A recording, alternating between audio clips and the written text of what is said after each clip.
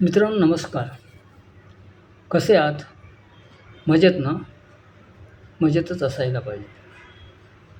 मित्रांनो, मागच्या व्हिडिओमध्ये मी आपल्याला म्हटलं होतं, की मी तुमच्यासाठी एक नवीन व्हिडिओ बनवून घेऊन येणार आहे आणि त्या व्हिडिओचं नाव होतं, कोणता म्युच्युअल फंड आपल्यासाठी चांगला असतो आणि कोणता म्युच्युअल फंड वाईट. तर त्याप्रमाणे मी आज तोच व्हिडिओ आपल्यासमोर घेऊन आलो. तो शेवटपर्यंत नक्की बघा. चला तर मग सुरू करूया. कोणता म्युच्युअल फंड चांगला आणि कोणता म्युच्युअल फंड वाईट ते आपण पाहून घेऊ. मित्रांनो, आता सर्वात महत्त्वाचं म्हणजे जेव्हा आपण गुंतवणूक करतो, तो फंड चांगला पण असत नाही किंवा वाईटही असत नाही. आता ही तुम्हाला वाटेल, की हे काय बोलतायत हे, की म्युच्युअल फंड चांगला पण नसतो आणि वाईट पण नसतो. तर त्याचं खरं कारण हे आहे, की समजा तुम्ही म्युच्युअल फंडामध्ये गुंतवणूक करताय, की नक्की कोणतं उद्दिष्ट ठेवून म्युच्युअल फंडात गुंतवणूक करताय. तुमचं उद्दिष्ट फार महत्त्वाचं असतं. तुमचा गोल काय आहे तो तुम्हाला नक्की समजला पाहिजे आणि त्या गोल्सच्या हिशोबाने, त्या उद्दिष्टाप्रमाणे जर समजा तुम्ही गुंतवणूक केलीत, तर त्याचा फायदा होणार. फायदा होणार म्हणजेच तो जो काही तुम्ही फंड निवडणार आहात, तो फंड कोणत्या कॅटेगरीतला आहे, त्याच्यावर अवलंबून असतं आणि तो फंड समजा एखादा फंड काही वेळेला काय असतं निवेशकांचं, गुंतवणूकदारांचं, की एखादा फंड चालतोय, चांगले रिटर्न देतोय किंवा त्यांच्या मित्रांनी घेतला आहे किंवा त्यांच्या कोणी नातेवाईकांनी घेतला आहे किंवा ऑफिसमधल्या मित्रांनी, कलीगने वगैरे घेतला आहे. तर अशा काही बघून जे काही लोकं घेतात ना, तर तसं नक्कीच करू नये. ॲडवायझर असेल, तुमचा कोण डिस्ट्रिब्युटर असेल, त्याच्यासोबत बसा, डिस्कस करा, की तुमचा गोल काय आहे आणि तुम्हाला कोणता फंड नक्की सुटेबल आहे, योग्य आहे. त्या फंडामध्ये तुम्ही गुंतवणूक करा. दुसऱ्यांनी केलं म्हणून तुम्ही केलंत, तर तो फंड तुम्हाला काही उपयोगाचा नसतो. कारण त्याचा गोल काही वेगळा असतो. त्याने कोणत्या इयरमध्ये त्या फंडामध्ये गुंतवणूक करायला सुरुवात केलेली आहे, त्यावेळची त्यावेळची जी स्थिती आहे, ती त्याला कारणीभूत ठरते, की तो फंड काम चांगलं करतोय किंवा ती डीम आहे, ती त्या पिरियडमध्ये चाललेली आहे. तीच डीम आता पुढेही चालेल असं नसतं. म्हणूनच कोणताही फंड सातत्याने कायमस्वरूपी वरच्या दिशेला जाईल असं नसतं. त्याच्यासाठी त्याला मार्केटला, बेंचमार्कला बीट करणं हे फार महत्त्वाचं असतं. आता बेंचमार्क म्हणजे काय असतं? 2 प्रकारचे इंडेक्स असतात. एक तर निफ्टी 50 आणि किंवा त्यांचा जो काही हे आहे फंड त्याचं ग्राफ आणि बेंचमार्कचा ग्राफ. हे दोघे जर बेंचमार्कच्या वर चालत असेल तर फंडाचा ग्राफ, इंडेक्स, तर तो फंड नक्कीच चांगले परतावा देऊ शकेल आणि मग बघायचं की तो किती टक्क्याने किंवा कसा वर जातो आहे. हळू-हळू का होईना पण वरच जातो आहे ना, की बेंचमार्कला खाली बेंचमार्कच्या खाली तर जात नाही आहे ना. तर हे सर्व बघितलं तर तुम्हाला लक्षात येईल, की हां, माझा फंड आता चांगला काम करतो आहे. याच्यामध्ये जास्त मला काही करण्याची गरज नाही आणि हा फंड माझे गोल अचीव्ह करून देऊ शकेल. तर ह्या छोट्या-छोट्या गोष्टी आहेत. ह्या तुम्ही जर नीट याचा अभ्यास केलात किंवा तुम्हाला माहिती नसेल, पण तुमच्या ॲडवायझरशी तुम्ही ते डिस्कस करू शकता. त्यांच्याशी सल्लामसलत चर्चा करून तुम्ही तुमचा फंड निवडा. तुम्ही दुसऱ्यांच्या फंडमध्ये इन्व्हेस्ट करू नका. कारण दुसऱ्याचा फंड तो त्याच्यासाठी असतो. तो त्याने त्याच्या रिक्वायरमेंटप्रमाणे घेतलेला असतो. त्याची रिक्वायरमेंट आणि तुमची रिक्वायरमेंट्स कधीच सेम नसते. म्हणून विचार करूनच फंडाची निवड करावी. म्हणजे तो चांगला किंवा वाईट हे तुमच्या हातात असतं. तर आता आणखी मग पुढे जाऊन सांगतो, की समजा तुम्ही तुमचा गोल रिटायरमेंटसाठी ठेवला आहे आणि तुमचं वय आहे आता 50 वर्ष. म्हणजे 10 वर्षच तुमच्याकडे तुमच्या हातात आहे. तर अशा वेळेला गुंतवणूकदारांना रिस्क जास्त घेता येत नाही. मग ती कॅल्क्युलेटेड रिस्क घेण्यासाठी त्यांना हायब्रिड फंडामध्ये गुंतवणूक करून ठेवावी लागते. कारण हायब्रिडमध्ये काय असतं, की रिस्क ही त्यांची कॅल्क्युलेटेड रिस्क असते. म्हणजे जास्त जोखीम न घेता केलेली गुंतवणूक असते. ती डेटमध्ये पण असते आणि हायब्रिडमध्ये पण असते आणि इक्विटीमध्ये फार फार कमी असते. कारण इक्विटी हा असा प्रकार आहे, की तो फार मोठा व्होलॅटाईल असतो. त्याच्यामध्ये चढ-उतार फार असतात. मग जास्त जर पोर्शन गुंतवणुकीचा त्याच्यामध्ये ठेवला इक्विटीमध्ये, तर तुमच्या 10 वर्षाच्या पिरियडमध्ये त्याला जास्त हेलकावे बसण्याची शक्यता जास्त असते आणि ते टाळावे. ते तसे हेलकावे बसू नये म्हणून तुम्हाला 50ची नंतर किंवा 50 वर्षापासून पुढे 10 वर्षापर्यंत हायब्रिडमध्ये गुंतवणूक करणं नेहमी चांगलं असतं.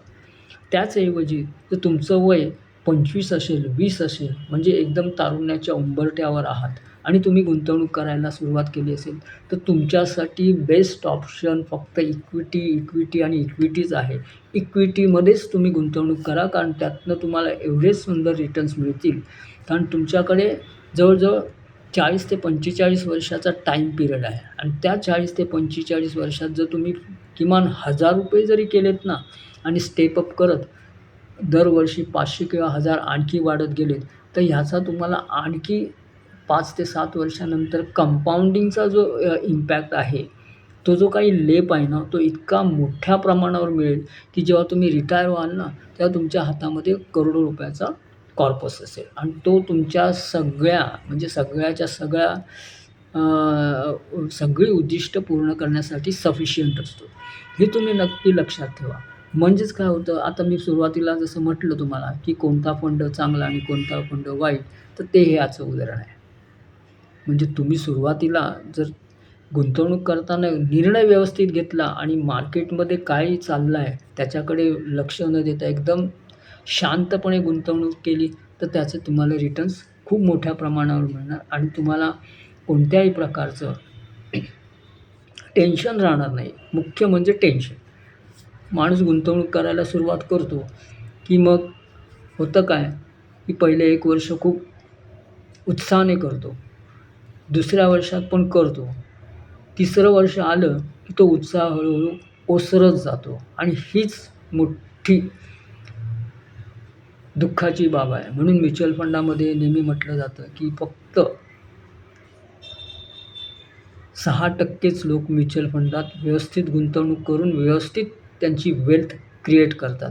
बाकीचे जे आहे जवळ-जवळ 94% लोक हे वेगवेगळ्या कॅटेगरीतनं अर्धवट माहिती घेऊन येणार आणि नंतर गुंतवणूक करत असतात. तर ते मग परत जातात. कारण त्यांच्याकडे तेवढा पेशन्स नसतो आणि पेशन्स नसल्यामुळे त्यांना गुंतवणूक कशी करायची याचं कितीही जरी कोणी हे केलं, तरी त्यांना ते माहीत पडत नाही आणि म्हणूनच त्यावेळेला तो फंड चांगला आणि वाईट या शब्दात त्याचं स्टेटमेंट येतं. तर आता तुम्ही समजा गुंतवणूक करताना ह्या सर्व गोष्टींचा व्यवस्थित सखोल अभ्यास केला. तुम्हाला नक्की काय करायचं आहे. समजा उदाहरणच घेऊ आता आपण. समजा तुमचं यंग आहात, जस्ट मॅरीड आहात. तुम्हाला आता एक मूल आहे. आणखी काही वर्षांनी दुसरं मूल होईल.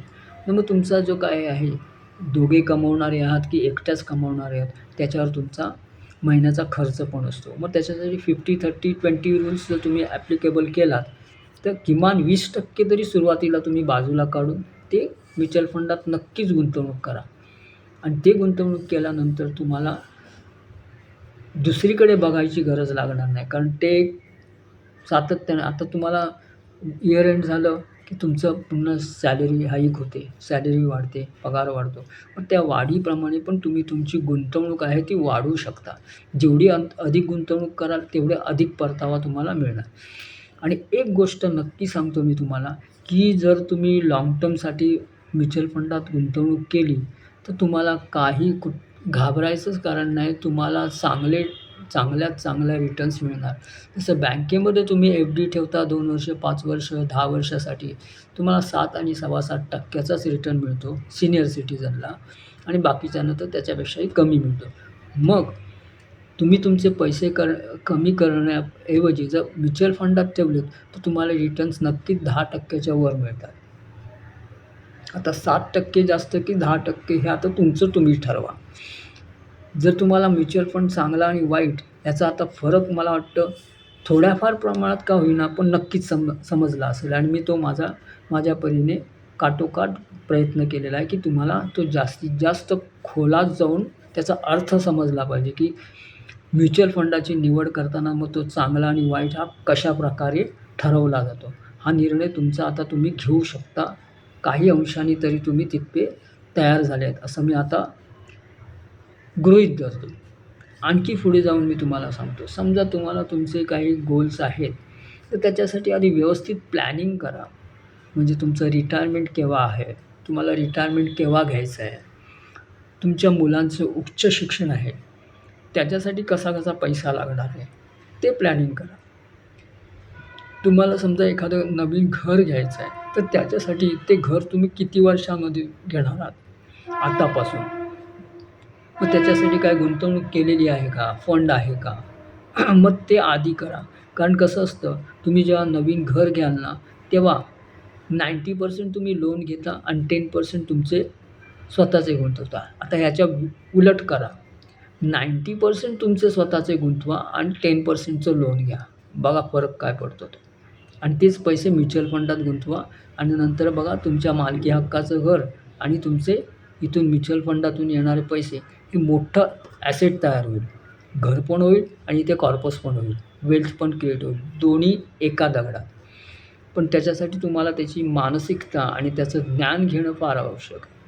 आणि म्हणूनच ह्या म्युच्युअल फंडामध्ये मी सुरुवातीला 12 वर्ष याचा अभ्यास करून, नंतर त्याचं सखोल ज्ञान प्राप्त करून, त्याच्यानंतरही माझ्या यूट्यूब चॅनलमार्फत मी तुम्हाला हे ज्ञान देण्याचा प्रयत्न करतो. आणि ते का? तर तुम्हाला जर समजलं, तर तुम्ही त्याचा फायदा तुमच्या स्वतःच्या वैयक्तिक आयुष्यामध्ये चांगल्या रीतीने करून घ्याल. तुम्ही ॲडवायझरची नक्कीच मदत घ्या. कारण ॲडवायझरशिवाय तुम्हाला कोणीही दुसरा चांगला सल्ला देऊ शकत नाही. काही चांगलेही असतात ॲडवायझर, काही ते डिपेंड असतं की कसं सल्ला देतात त्याच्यामुळे. तर चांगला सल्ला देणारा कधीच सांगणार नाही की तुम्ही सुरू करा आणि मग आपण पाहू. तर तसं नसतं. मित्रांनो, एक लक्षात ठेवा, तुमच्या म्युच्युअल फंडाला ॲडवायझरला तुम्ही चेक करू शकता की तो कशाप्रकारे तुमच्याशी बोलतो आहे. त्याची बोलण्याची पद्धत काय आहे? तो तुम्हाला जो काही सांगतो आहे, एक्सप्लेन करतो आहे, ते एक्सप्लेनेशन कसं आहे? त्याच्यामध्ये तुम्हाला काही लिंक लागते आहे का? की बाबा ह्या कन्सल्टंटबरोबर, या ॲडवायझरबरोबर, या डिस्ट्रिब्युटरबरोबर मी जे काही इन्व्हेस्टमेंट करणार आहे, जी काही सुरुवात करणार आहे, ती इन्व्हेस्टमेंट खरोखर माझे गोल्स अचीव करून देईल का हा कन्सल्टंट? हा जेव्हा तुमच्या मनात पक्का विश्वास बसेल ना, तेव्हा तुम्ही त्या डिस्ट्रिब्युटर किंवा कन्सल्टंट ॲडवायझरबरोबर सुरू करा. समजा तुम्हाला असा डिस्ट्रिब्युटर किंवा ॲडवायझर नाही मिळाला, तर खाली डिस्क्रिप्शन बॉक्समध्ये माझा फोन नंबर मी दिलेला आहे, व्हॉट्सअप नंबर पण दिलेला आहे, ईमेल ID पण दिलेला आहे. तर त्याच्यावर तुम्ही मला कॉन्टॅक्ट करू शकता. शिवाय Google फॉर्ममध्ये तुम्ही तुमची संपूर्ण माहिती तपशीलवार भरून तो फॉर्म सबमिट केला तर मला मिळेल. मग मी तुम्हाला त्याच्या संदर्भात अधिक सखोल माहिती देऊन 1 to 1, face to face physical meeting घेऊन त्याच्या संदर्भात आणखी चांगल्या रीतीने गाईड करू शकतो आणि तुमचा कॉर्पस मी तयार करून देऊ शकतो. तर मित्रांनो, आजच्या या व्हिडिओमध्ये मी इथेच थांबवतो आणि आपली रजा घेतो. आशा करतो की हा व्हिडिओ आपल्याला नक्कीच उपयोगी ठरलेला असेल आणि तुम्ही त्याचा नक्कीच फायदा करून घ्याल. आणि पुढच्या व्हिडिओमध्ये दुसऱ्या विषयावर, की म्युच्युअल फंडामध्ये काम करताना वेगवेगळ्या पैलूंचा कसा काय अभ्यास करून आपली वेल्थ क्रिएट करून ती मल्टिपल कशी करायची, त्या संदर्भात मी आपल्याला व्हिडिओ घेऊन येईन. तर तोपर्यंत आता मी आपली रजा घेतो आणि व्हिडिओ संपवण्याआधी तुम्हाला एक माझी नम्र विनंती आहे आणि ती अशी आहे की हा व्हिडिओ तुम्ही सबस्क्राईब करा, हे चॅनल सबस्क्राईब करा, व्हिडिओला लाईक करा आणि शेअर करा जास्तीत जास्त लोकांना. म्हणजे ही माहिती तुमच्यापर्यंतच राहणार नाही, तर अधिक लोकांपर्यंत जाईल आणि त्याचा फायदा त्या लोकांनासुद्धा होईल आणि याचं श्रेय तुम्हालाही मिळेल. तर आता मी आपली रजा घेतो. नमस्कार. धन्यवाद.